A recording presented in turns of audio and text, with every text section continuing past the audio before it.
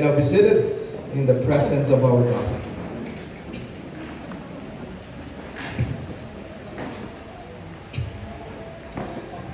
Let us put my points in context this morning.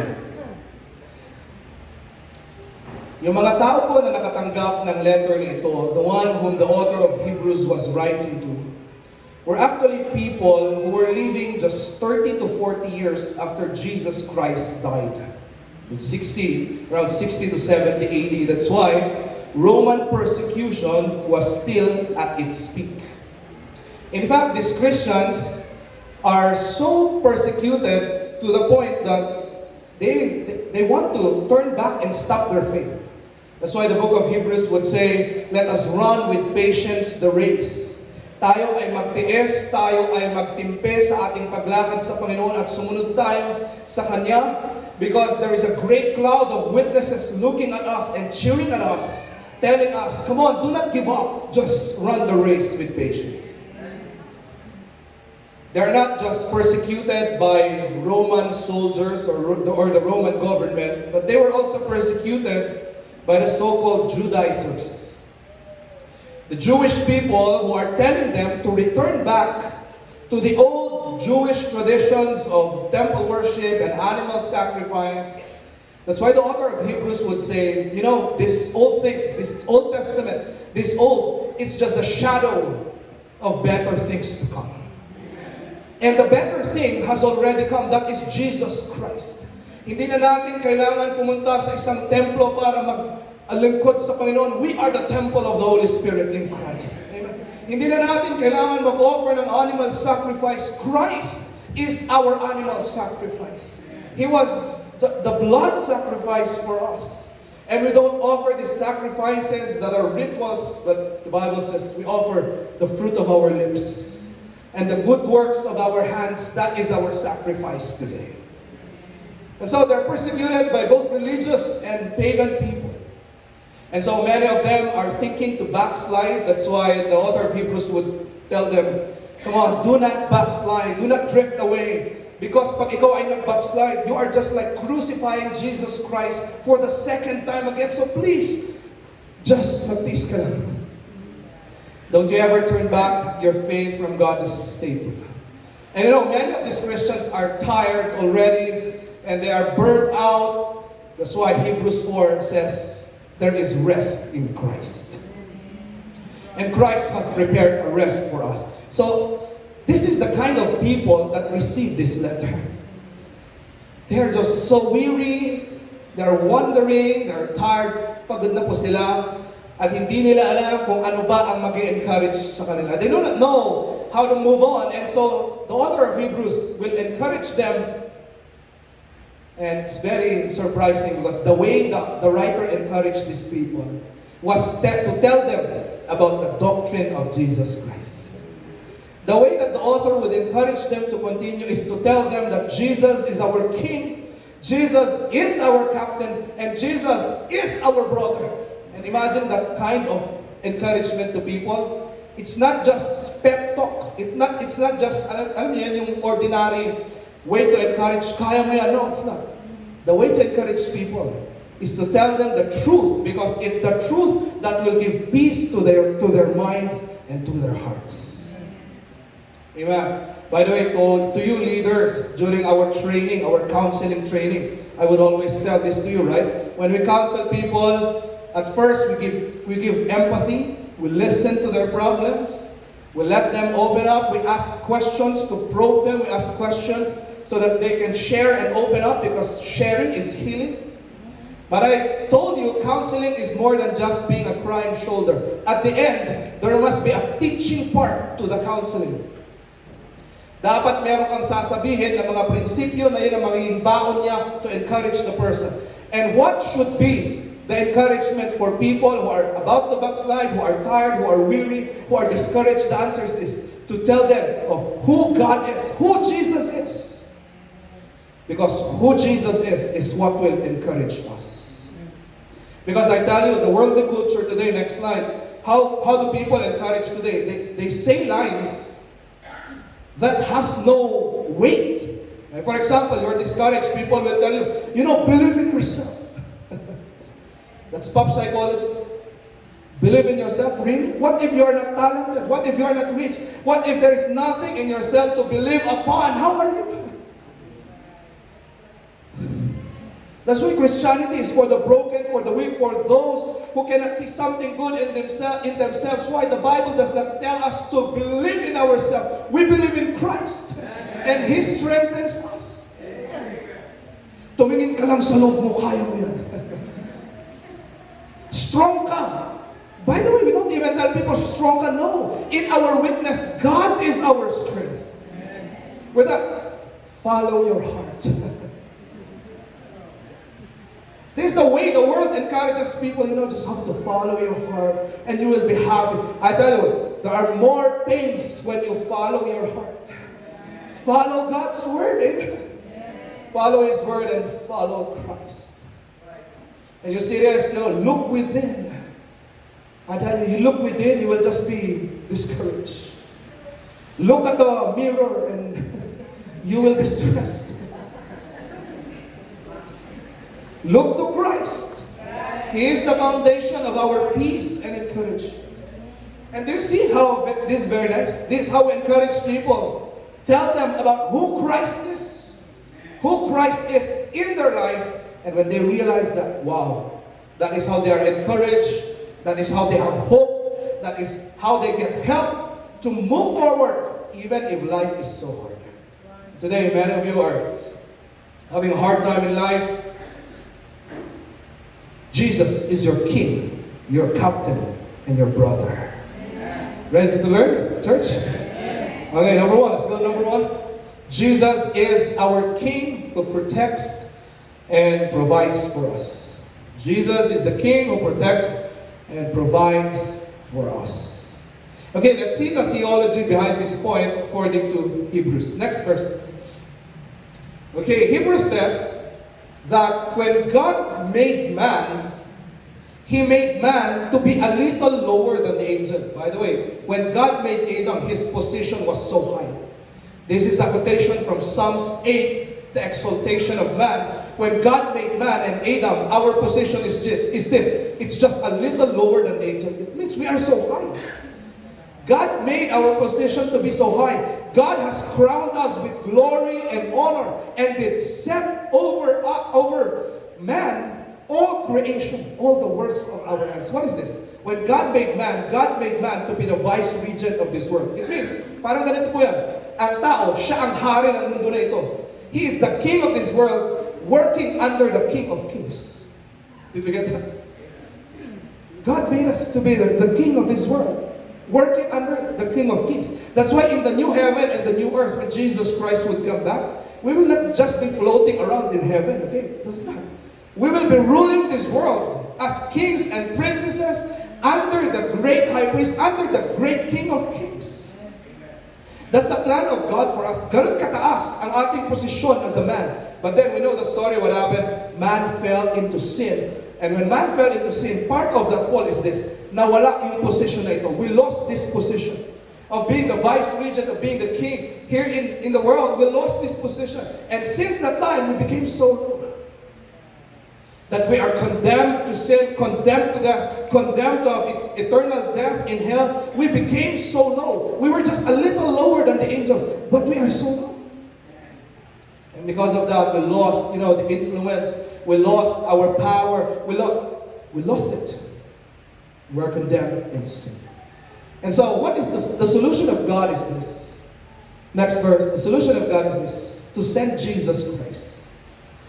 And when God sent Jesus Christ, what did Jesus do? Look at this. But we see Jesus, who was made a little lower than the angels. Same titles. But now it's not used for man, it's used for Jesus.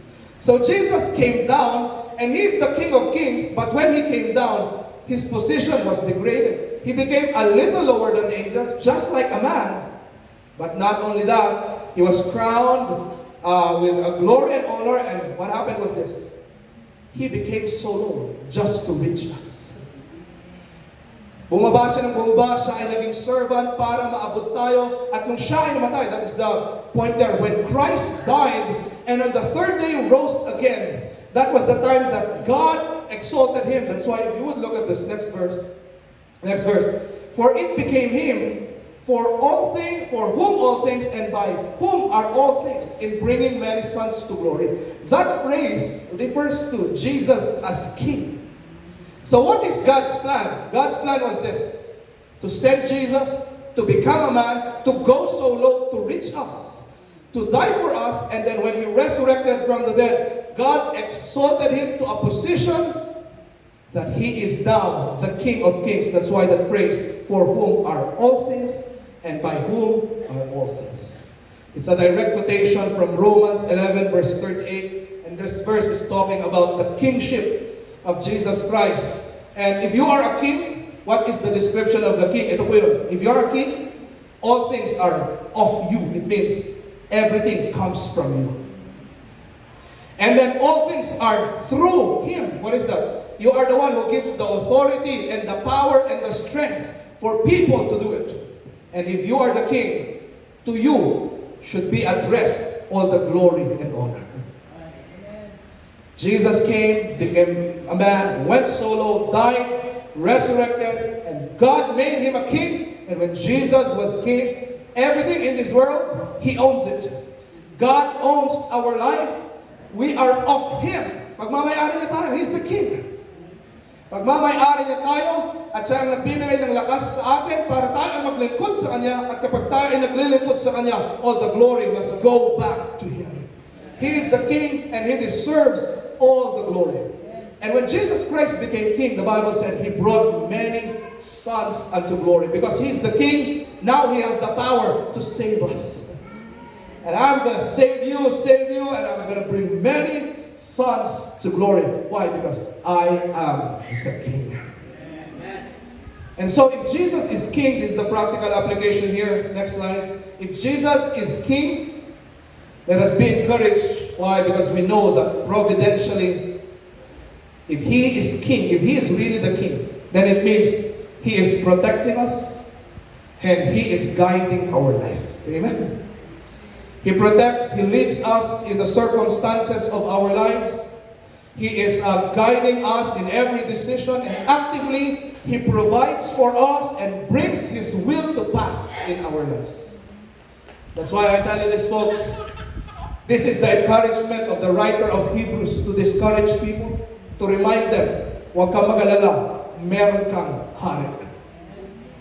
Naghihirap ka, huwag kang mag-alala, meron kang hari who will provide for your needs. Marami kang persecution, huwag kang mag-alala, meron kang hari who protects you on all sides. Hindi mo alam kung anong gagawin, you're overwhelmed, huwag kang mag-alala, meron kang hari who is guiding you in every circumstance of life. Don't you ever worry. You have a king. Amen? And you know, sometimes we don't appreciate this because we had several decades of weak leadership in the Philippines. But if we are in a kingdom and we have a strong and good king, you will appreciate it. Para bang you are not stressed thinking about inflation, you are not stressed thinking about many things, the economy. Why? Because you can trust that you have a good king or you have a good leader. It removes your anxiety. And let me tell you, that is the kind of king that we have. A king that assures us so much that he's got our back. That it wipes away our anxiety and worries. Why? He is in control. And you know, when you do not get something, you should say, I know my king protected me from something I cannot see. When you do not get something you are praying for, you should remind yourself, I have a king who did not give me something that will destroy me. He knows what is best for me. I have a king who is wise, who is good. Amen? That's why our response to this king is this: subjection. Not just mere obedience, hindi yung, sige na nga lang, mag-obey na nga lang sa Panginoon para wala siyang masabi. No. It's about allegiance. It's giving our life to God, our whole life to God, and telling God, I love you, Lord. I will serve you. I will worship you. You are number one in my life. And I want you to get this, folks, okay? Everyone in the Bible who got saved, when they got saved, they had a radical change in their life. Why? Because they understood that Jesus is not just a ticket to heaven, But Jesus is a king whom they should submit their life to. Kaya nga po, if you would look at those people who got saved in the Bible, as for example, Zacchaeus, a very greedy man. But when he got saved, mukhang pera yung tao niya, thinking about money. But when he got saved, he understood, Jesus owns my money. That's why half of my goods I give to the poor. Kung kinurakot ko ang pera sa iyo, I will give it 4 times. He understood it. Lydia, a businesswoman, when she got saved, she understood, my house, pagmamay-ari ito ng Panginoon. Ang aking bahay, pagmamay-ari ito ni God. So what happened? She gave her house for Bible study for the Apostle Paul, and that's the start of the church in Philippi. She understood, I do not own myself, I have a king. Everyone who got saved, they understood, God is my king. I will submit to him. So church, let me ask you, have you submitted your life to Christ?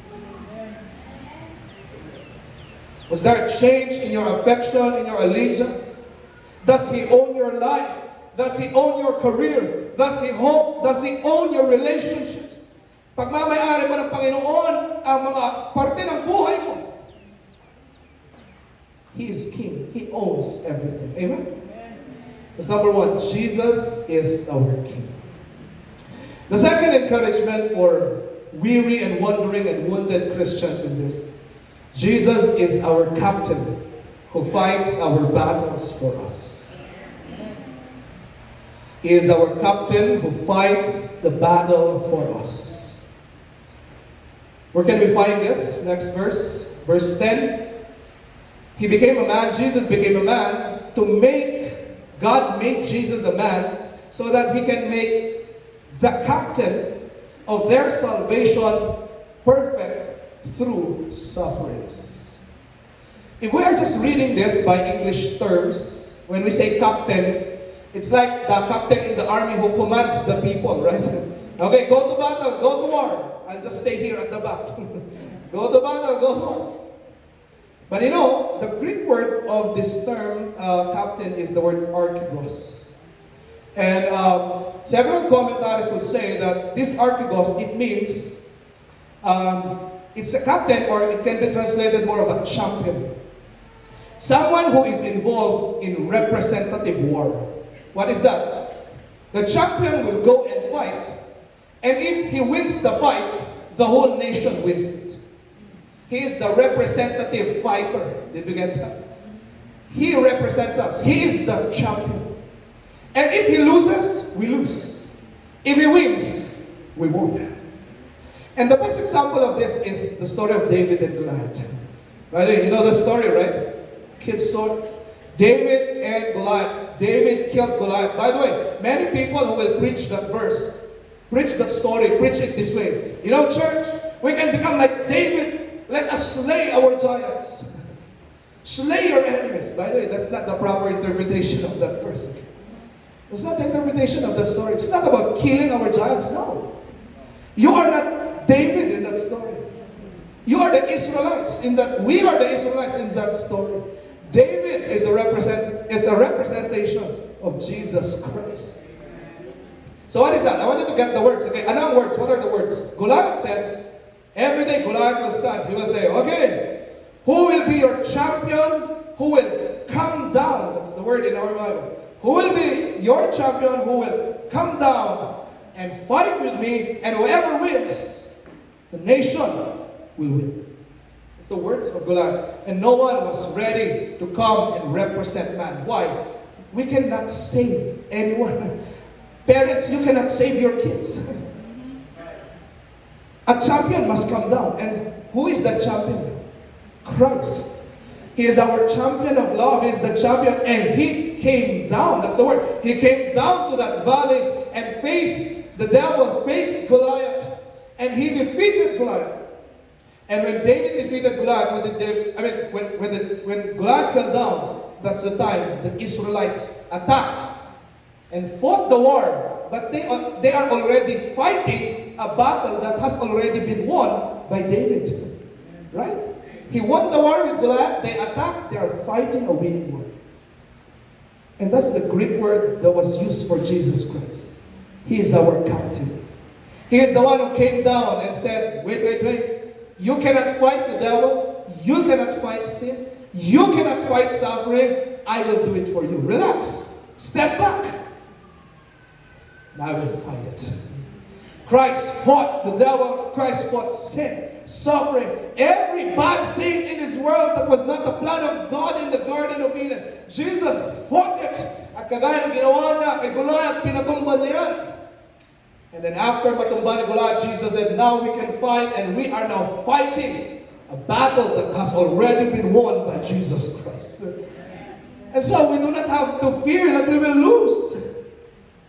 Christ won it. Amen. And how does this doctrine encourage us? Okay, let's break it down, okay? What are the battles that Jesus won? Jesus won over death and its fear. Jesus experienced this fear of dying. But Jesus won. He was buried, and on the third day he defeated the grave. He defeated the sting of death. That's why the Bible says, oh, grave, where is your sting? Oh, death, where is your victory? And probably to us younger, we do not feel this, but to you who are already close to the grave, you know this. Malayo pa ako. Hindi na yan. Kayo po na mga mas older, you keep on thinking, how are my kids? If you're a visitor today, and in your mind you're thinking, where will I go if I die? The person who invited you loves you very much. He wants you to be assured that today you will be sure that when you die, you will have no fear of death. Because you will just sleep, and when Christ would come in the twinkling of an eye, you will have eternal life. You keep on thinking of, where will I go? What will happen to me? What will happen to my kids? You know, Jesus died. He experienced that and won the battle over that. And Jesus said, I will take care of your kids. I will take care of your family. I will take care of you. I will take care of your soul. I will bring it to God, and you will be with me for eternity.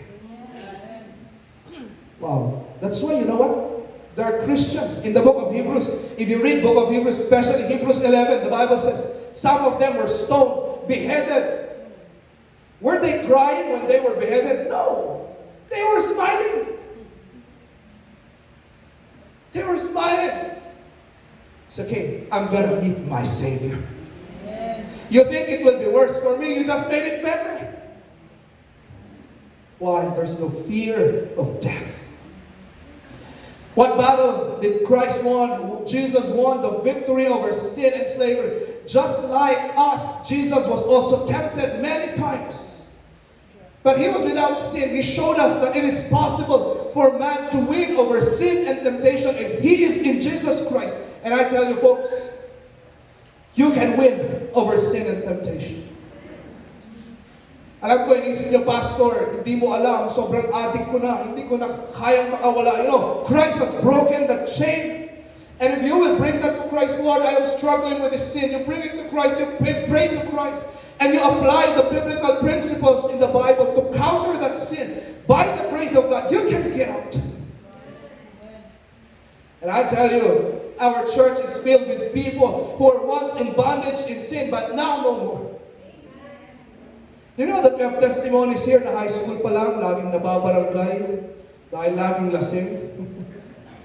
Ano, di ko na sasabihin kung sino, hanapin nyo na.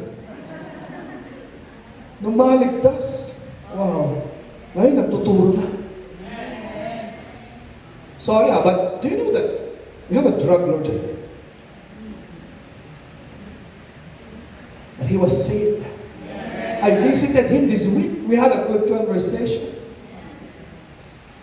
Hanapin nyo lang kung sino. Baka yung katabi niya. Pero nakalabas niya ng kulungan, binagay ng Panginoon. Ngayon, kahit...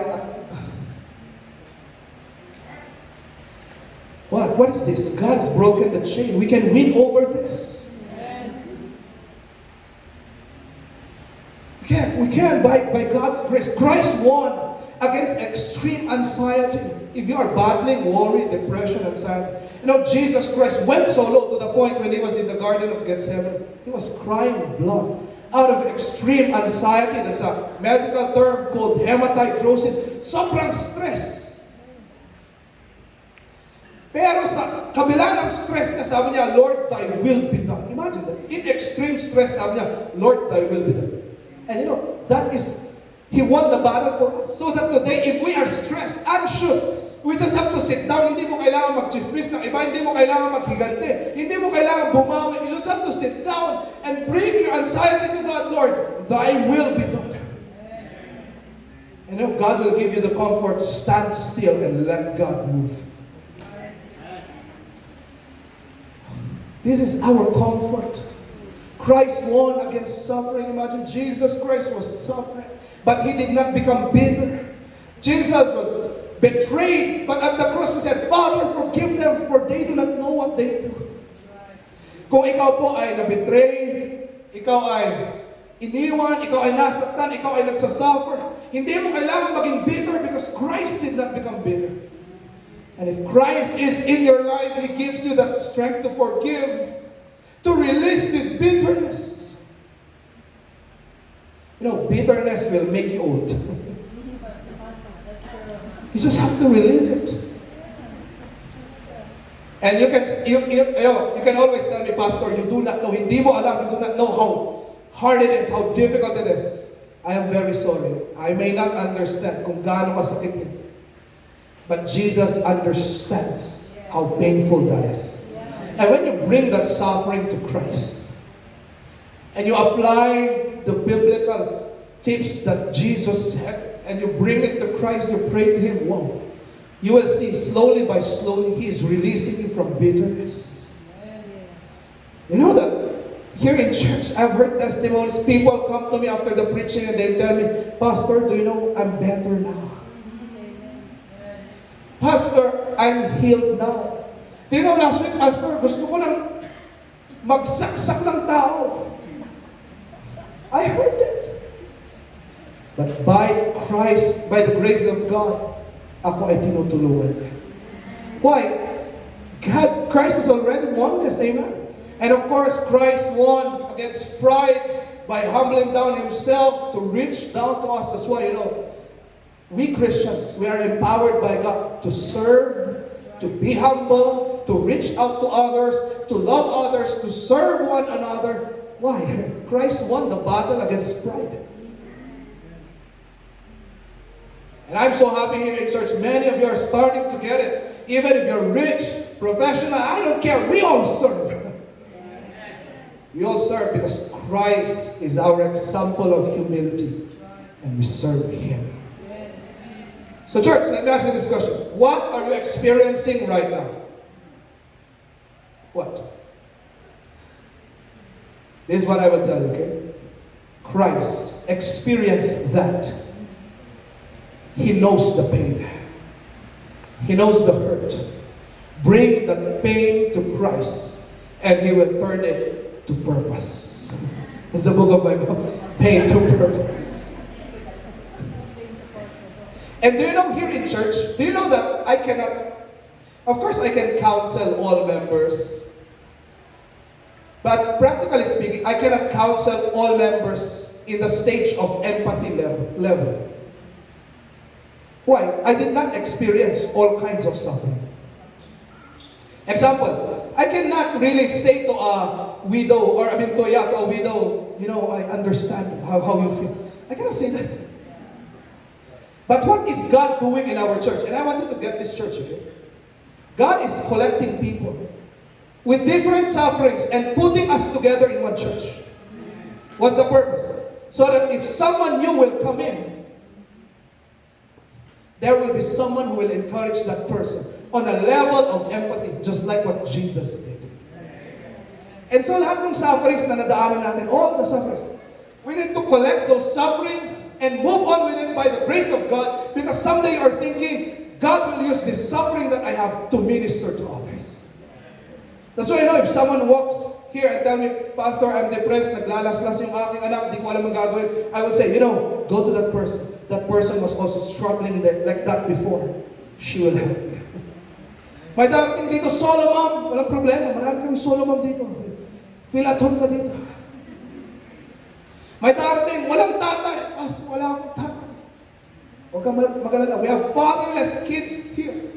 And they are moving on by God's grace and they will help you move on. Separated. Don't you worry. We have some some here got separated. And I'm not taking this lightly, but what I'm saying is this. God will use that suffering that you have to help that person. Wow. So what's your suffering, guys? That can be your ministry. Amen? The third encouragement is this. Jesus is our brother, who is not ashamed of us. Wow, very beautiful point. An encouragement to us. Jesus is our brother who is not ashamed of us. Where can we see this point? Next verse. Verse 11. For both he that sanctifieth and they who are sanctified. By the way, the one who sanctifieth is of course Jesus. And the one who are sanctified, that is us, right? So both he that sanctifieth and they who are sanctified, both Jesus and us, are all of one. Imagine, Jesus said, we are one family. What an amazing statement by Jesus. And Jesus said, for which cause he is not ashamed to call them brethren. Jesus is not ashamed to call us brothers and sisters in Christ. He is our eldest brother and we are his brothers. And he is not ashamed of us.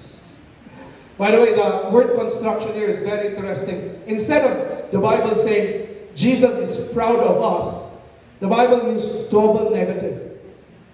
Not ashamed, instead of saying proud. Why is this? Okay? Why? Because when you state it in double negative, it is stronger.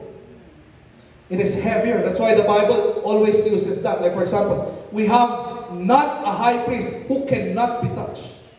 Not who cannot. Being not unequally yoked. Bakit double negative lang? Why not say the positive? The answer is this. It's stronger. It's heavier. And so when Jesus said, I'm proud of you, he didn't say it. He said, I'm not ashamed of you.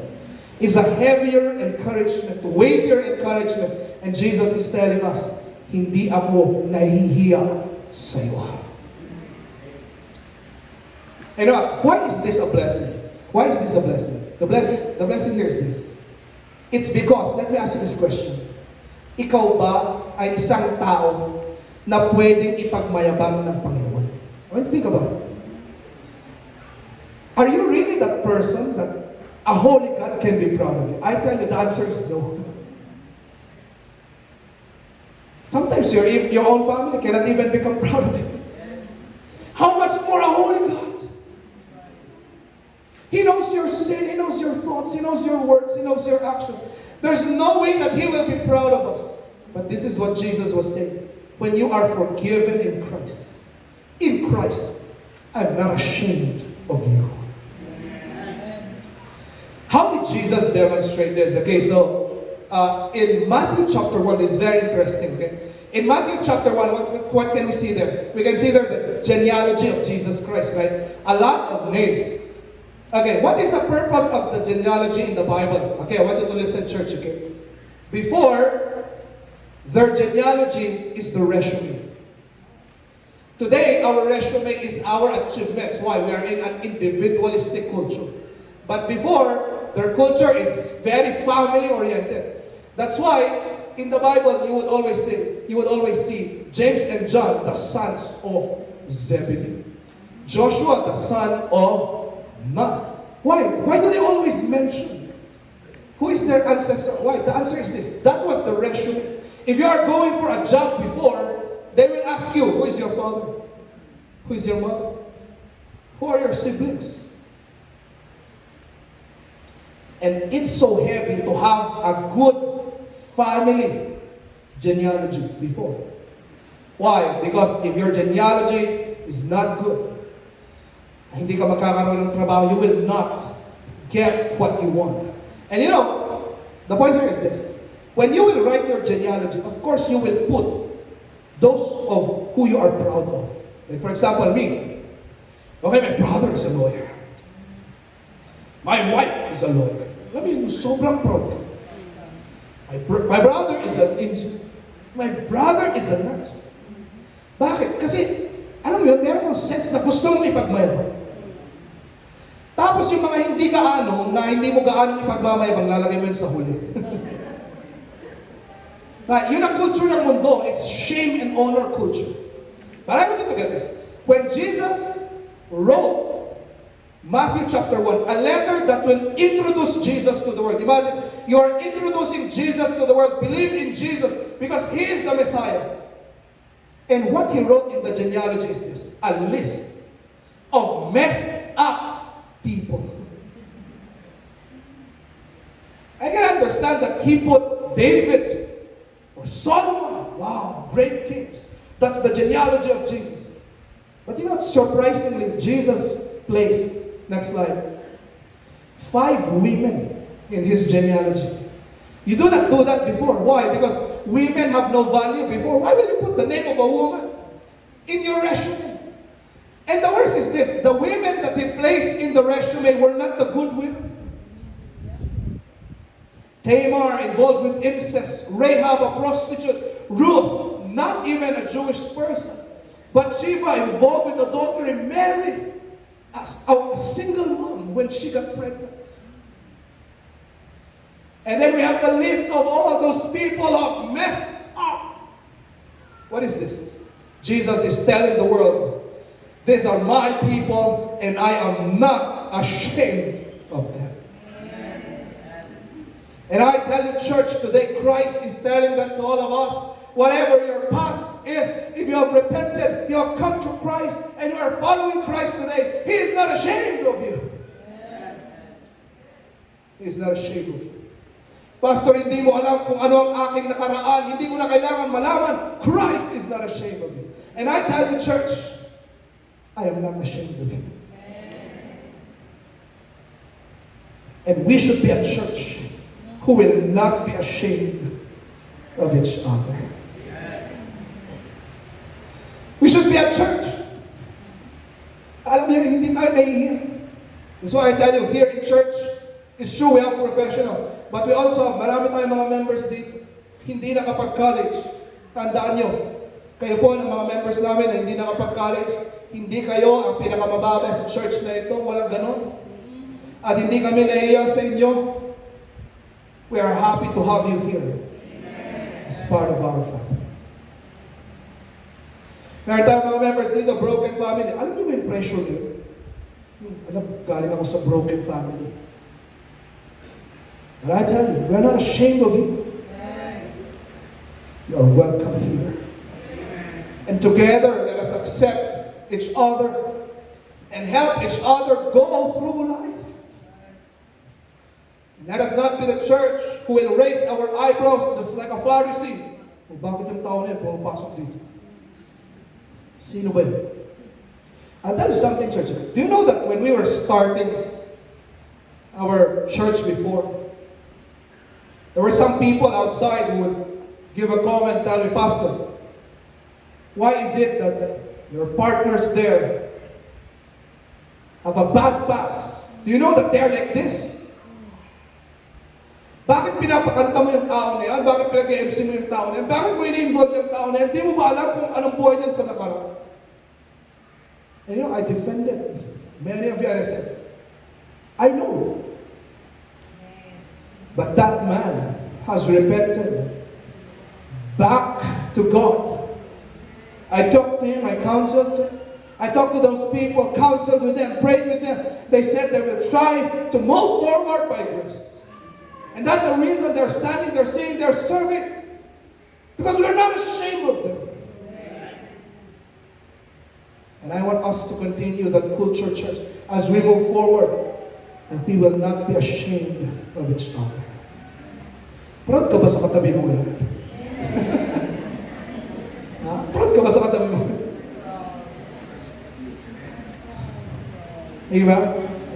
You know, as I end, let me share to you this very interesting story. During the 1960s, there was a young couple, the Gator couple. If you are into Christian music, this couple are very popular, right? Bill and Gloria Gaither. And you know, during the 1960s, they just got married. And so they were at a loss. They do not know what to do. Hindi nila alam kung anong buhay pamilya. Hindi nila alam ang buhay mag-asawa. They don't know how to move forward in life. And you know, God led them to a small church in Indiana. Very small church. But you know what? It's very interesting because it was in that small church that they were fed the Word of God. They were loved just like a family. And it helped them, you know, boost their songwriting career. That's why in that small church, they wrote one of their first songs, the title, "The Family of God," in dedication to Parkside Bible Blood Church in Indiana. And what today, do you know that they have already written around 700 plus songs, and all of those 700 plus songs are well-known songs. Sinners Saved by Grace. Those are some of the songs they wrote. We have a lot of their songs that we're singing here. But one of their first songs was because they were ushered to a church who was not ashamed of them, who accepted them. And before they wrote their song, Family of God, this is what Bill wrote. He said, "We realized that what we were experiencing in that little church was what being part of the family of God was all about. People loving you, helping you, accepting you just as you are, and walking with you through life's hardships." Church, this is what the family of God means. We love each other. We help each other. We accept each other as who we are, and by the grace of God, we grow and improve. And we help each other go through life. You know, I visited an adult man this week. He's here today. And he told me, you know, "Pastor, I thank God that God led me to our church because it became a refuge for us." This is an old adult man, but he was so dramatic when he told me, "Pastor, it became a refuge for us." And this should be the kind of church that we have, church. Amen. Kaya kung mataray ka, suplado ka, ayaw mong mag-reach out sa iba. Kapatid, Christ reached down for you. Reach down to others too. We are the family of God. You know this song, right? Next line. I'm so glad I'm a part of the family of God. I've been washed in the fountain, cleansed by His blood, joint heirs with Jesus as we travel this side.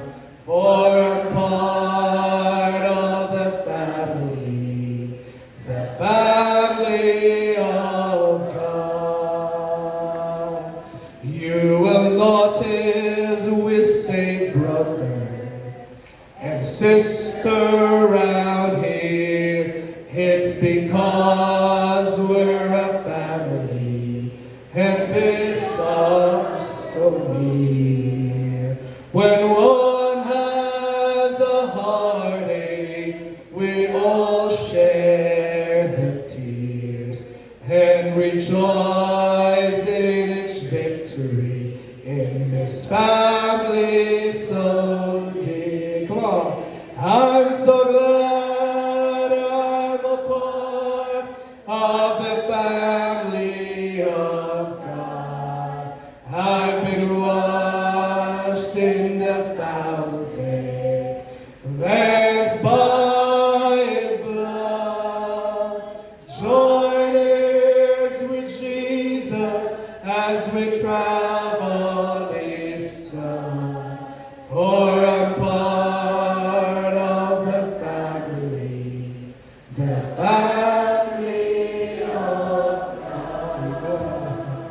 So stand please. Amen.